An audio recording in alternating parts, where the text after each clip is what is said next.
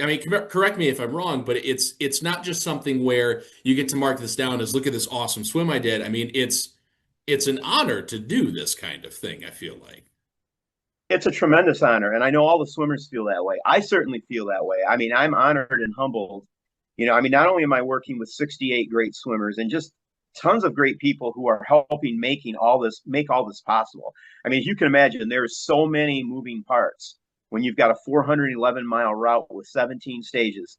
I mean, you're dealing with tons of marinas, you're dealing with tons of hotels. Everybody's been so cooperative.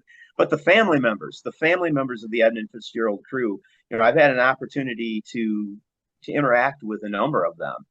And, to me, it really underscores and puts a face on what we're doing and why we're doing it.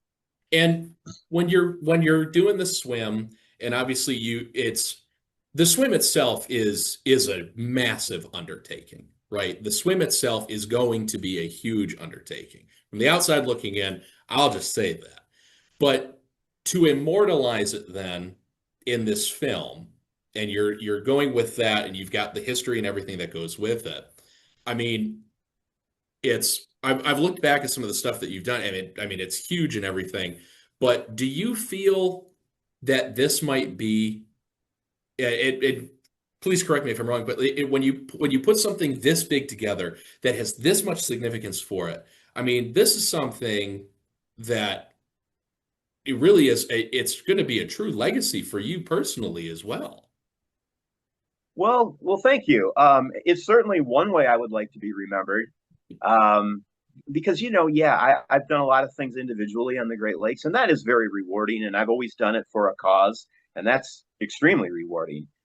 But when you start pulling in other people, and you start pulling in how many people it takes to make this Edmund Fitzgerald swim happen, and the reason behind it, it does stand out. It does stand out. And so, yeah, I would be flattered to have that be one of memories that really lingers with people in what I've done in my career. Certainly. Now, what are you hoping, I guess, that personal level? What are you hoping that somebody who watches or tracks the swimmers, for example, and then gets a chance to watch the documentary, what are you hoping that they're able to take away from this? I think there's a lot to be learned about the maritime history on the Great Lakes. And, I hope this just kind of opens some doors to um, maybe getting a better glimpse into the lives of some of the 29 who died.